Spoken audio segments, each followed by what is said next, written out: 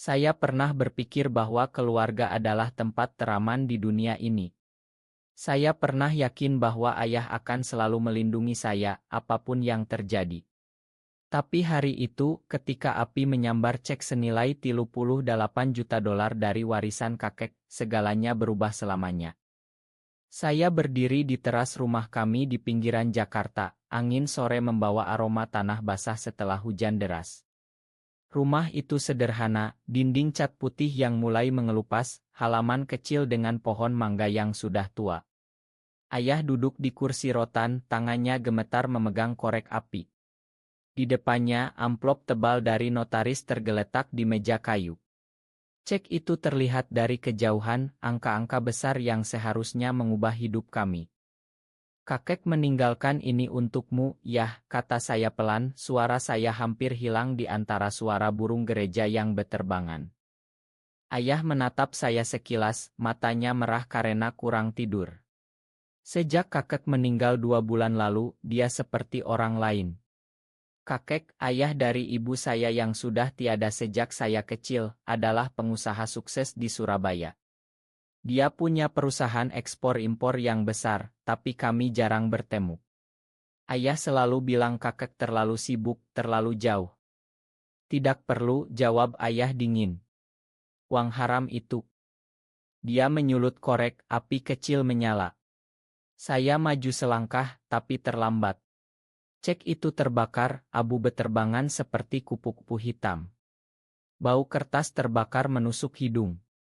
Saya terpaku, jantung berdegup kencang. Yah, itu warisan. Untuk masa depan kita. Ayah tertawa pahit. Warisan. Ini kutukan Ardi. Kakekmu itu. Dia bukan orang baik. Saya Ardi Wijaya saat itu berusia 25 tahun. Lulusan Universitas Negeri di Bandung bekerja sebagai desainer Grace Relance di Jakarta. Hidup saya biasa saja, tapi sejak bertemu Rama, segalanya terasa lebih berwarna. Rama. Nama itu saja sudah membuat hati saya hangat. Kami bertemu 2 tahun lalu di sebuah kai kecil di Kemang. Saat itu hujan deras, saya basah kuyup mencari tempat berteduh. Rama dengan senyumnya yang ramah, menawarkan payungnya. Sama-sama basah, lebih baik bareng, katanya sambil tertawa. Rama adalah guru seni di sebuah sekolah menengah di Jakarta Selatan. Dia berusia 28 tahun, berasal dari Yogyakarta, kulitnya sawo matang, matanya selalu seperti menyimpan rahasia indah. Kami mulai sering bertemu, ngobrol tentang seni, musik, mimpi. Perlahan saya sadar perasaan saya lebih dari sekadar teman. Di Indonesia ini, mencintai sesama jenis bukan hal mudah. Kami harus sembunyi-sembunyi, bertemu di tempat sepi, berpura-pura hanya sahabat. Tapi bersama Rama, saya merasa utuh. Dia yang membuat saya berani bermimpi tentang masa depan bersama. Tapi ayah tidak tahu. Belum.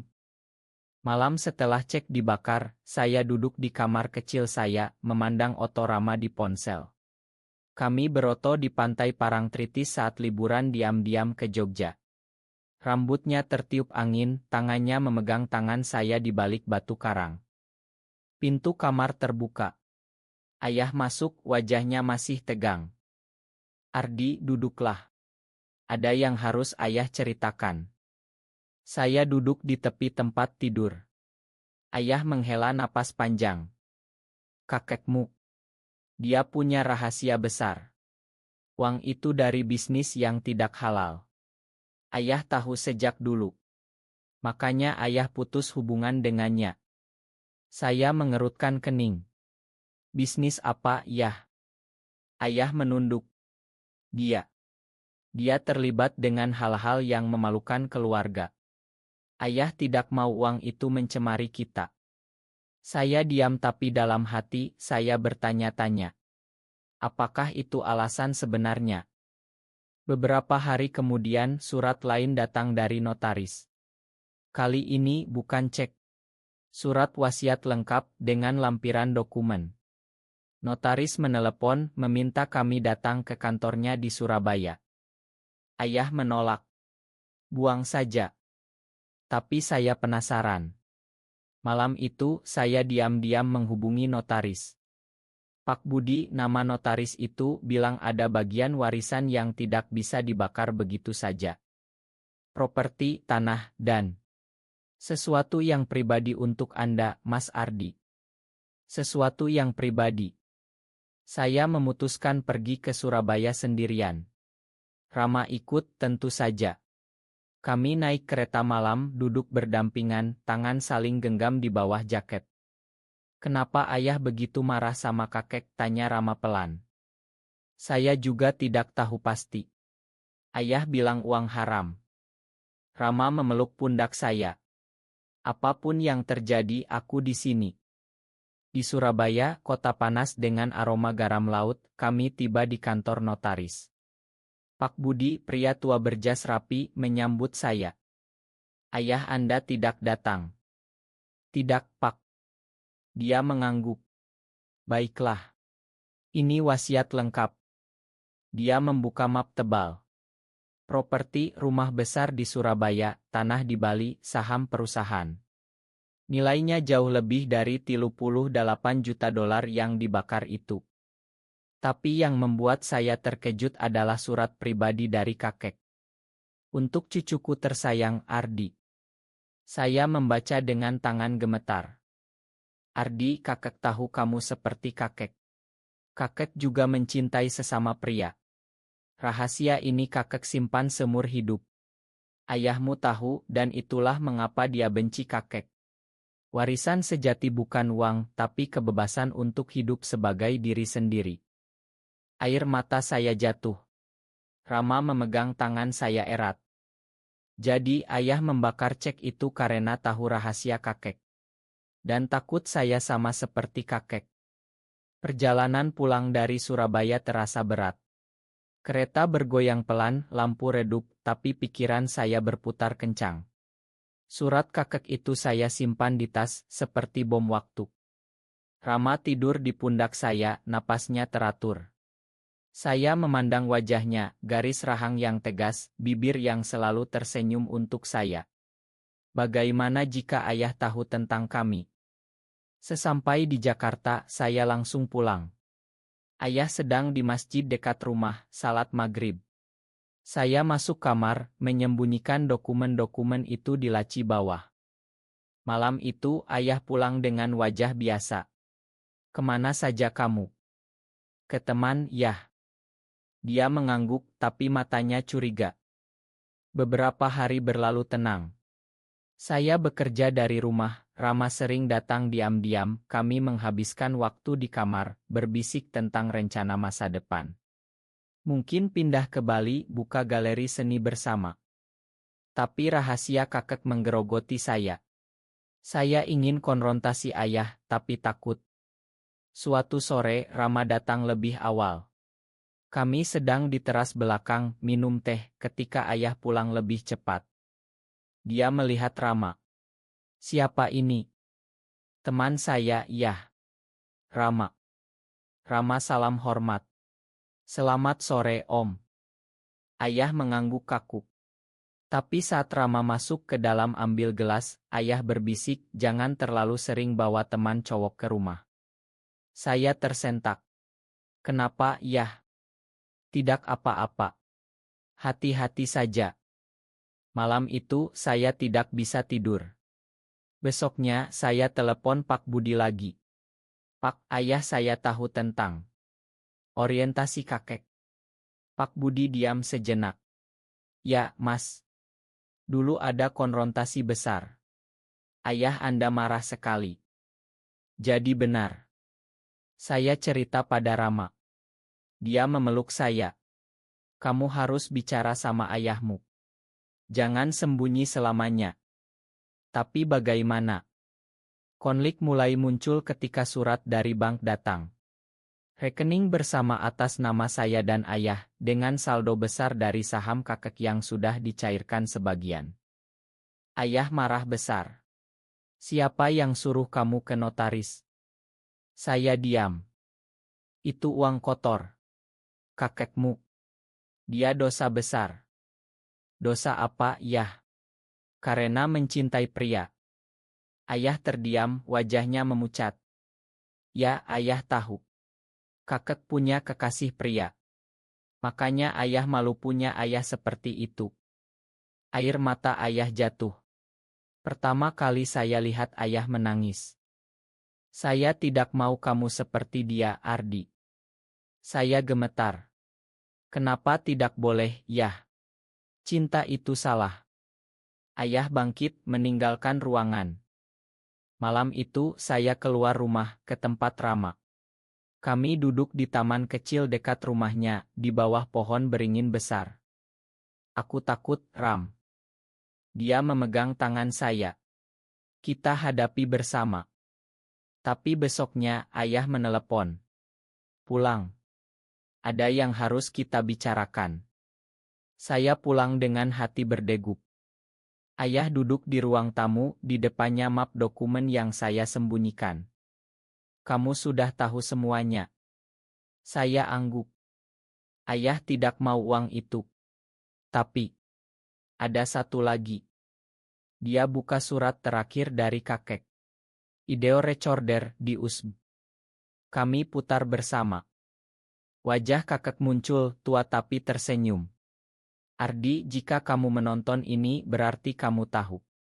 Kakek bangga padamu. Hidup sebagai diri sendiri. Kekasih kakek, Pak Hartono, sudah tiada. Tapi dia ajarkan kakek tentang cinta sejati. Jangan biarkan orang lain menghakimi. Ayah menangis diam-diam. Setelah Ideo selesai, ayah bilang, ayah salah. Ayah takut kehilangan kamu seperti kehilangan ayah sendiri. Saya peluk ayah. Pertama kali setelah bertahun-tahun. Tapi ini baru awal. Masyarakat sekitar mulai bergunjing karena warisan besar. Tetangga curiga dari mana uangnya. Dan Rama. Ayah belum tahu tentang kami. Beberapa minggu setelah konfrontasi itu, hubungan saya dan ayah mulai membaik. Dia tidak lagi marah tentang warisan. Malah, dia bilang gunakan untuk hal baik, Ardi. Saya dan Rama rencanakan buka studio seni kecil di Jakarta. Tempat untuk anak muda belajar menggambar, melukis, tanpa judemen. Tapi rahasia kami masih tersimpan. Suatu hari, Rama sakit. Demam tinggi. Saya khawatir bawa dia ke rumah sakit. Di sana dokter tanya keluarga. Saya bilang pacar. Perawat tersenyum paham. Tapi oto kami di IG story Rama terlihat oleh teman ayah. Malam itu ayah tanya Rama itu. Lebih dari teman. Saya diam lama. Lalu angguk. Ayah menunduk. Ayah sudah curiga. Cara kamu pandang dia. Saya takut. Yah, makan saya. Ayah angkat kepala. Ayah tidak marah. Ayah hanya takut kamu susah. Di negara ini orang seperti kalian sering dihakimi. Air mata saya jatuh. Tapi Rama buat saya bahagia, Yah. Ayah peluk saya. Kalau dia baik, ayah terima. Betapa leganya. Tapi konflik besar datang dari luar. Paman saya, adik ayah, datang dari kampung. Dia dengar tentang warisan, ingin bagian. Kakek dosa, tapi uangnya enak ya, katanya sinis. Ayah marah. Ini bukan urusanmu. Paman tertawa. Oh ya. Karena kakek homo, kalian malu ambil uangnya dulu, sekarang rakus. Kata itu membuat ayah naik darah. Mereka bertengkar hebat. Saya pisahkan. Tapi gosip mulai menyebar di kampung halaman ayah di Jawa Tengah. Orang-orang bilang keluarga kami terkutuk karena kakek. Saya dan Rama semakin dekat. Kami habiskan waktu di Bali, lihat tanah warisan.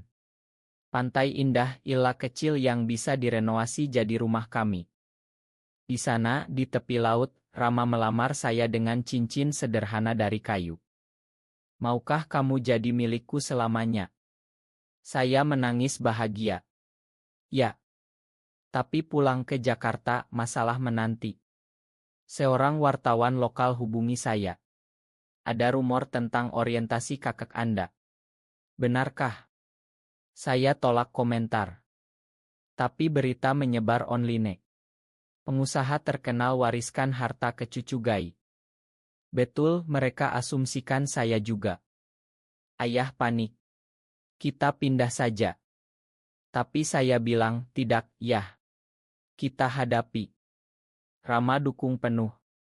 Kami buka studio seni itu. Namanya Ruang Bebas.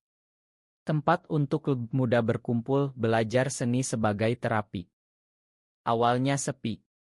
Tapi perlahan anak-anak datang. Cerita mereka mirip kami, takut, tersembunyi. Ayah datang ke opening. Dia potong pita, tersenyum bangga. Saya dulu salah, katanya di pidato kecil. Cinta itu tidak salah, yang salah adalah kebencian. Semua tepuk tangan. Tapi ada yang tidak suka. Kelompok intoleran demo kecil di depan studio. Kotor. Tutup. Polisi datang, bubarkan. Malam itu, saya takut. Rama peluk saya. Kita kuat. Demo itu hanya awal. Ancaman datang, ia telepon, pesan anonim. Kalian akan dibakar seperti cek itu.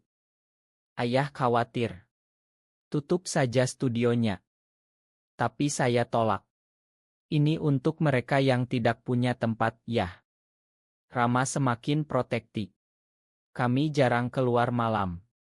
Suatu malam saat pulang dari studio, mobil kami diikuti. Motor 2 orang, helm tertutup. Rama percepat laju. Tapi di tikungan, mereka potong. Kami berhenti paksa. Mereka turun bawa tongkat. Dasar homo. Keluar dari sini. Rama lindungi saya. Tenang, jangan lawan. Tapi mereka pukul Rama. Saya jerit, lawan. Tapi kalah. Tetangga dengar, keluar. Mereka kabur. Rama luka di kepala, saya memar. Di rumah sakit, ayah datang. Melihat Rama terbaring, dia menangis. Makan ayah, nak. Ini gara-gara masa lalu. Rama tersenyum lemah. Bukan salah Om. Kejadian itu dilaporkan polisi. Tertangkap, ternyata suruhan paman saya yang iri warisan. Paman ditahan. Ayah marah besar ke keluarga besar. Cukup. Kita tidak butuh orang munaik. Perlahan dukungan datang. Media nasional liput positif tentang studio kami. Tempat aman untuk lebih muda. Donasi mengalir. Studio berkembang. Saya dan Rama semakin kuat. Ayah mulai terbuka. Dia cerita tentang kakek muda, bagaimana kakek sembunyi cinta karena aman dulu lebih keras. Ayah dulu benci karena malu. Tapi sekarang ayah paham, cinta itu anugerah. Kami renovasi Illa di Bali jadi rumah. Tempat kami nikah sederhana, hanya keluarga dekat dan teman studio. Ayah hadir, beri restu. Di pantai itu, saat matahari terbenam, Rama dan saya janji selamanya. Hidup mulai tenang. Studio Ruang Bebas jadi ikon kecil di Jakarta. Banyak anak muda datang cerita sembuh melalui seni. Saya dan Rama tinggal bersama di apartemen kecil, ayah sering berkunjung. Tapi masa lalu kakek masih menyimpan kejutan. Pak Hartono, kekasih kakek, ternyata punya anak dari pernikahan dulu. Anak itu, Tante Lina, hubungi saya. Kakek pernah cerita tentang kamu. Dia bangga. Kami bertemu. Tante Lina beri kotak berisi surat-surat cinta kakek dan Pak Hartono. Baca itu, hati saya hangat. Cinta mereka indah, meski tersembunyi. Ayah juga baca, tersenyum. Mereka bahagia dalam diam. Kami adakan pameran seni tentang cinta tersembunyi. Sukses besar.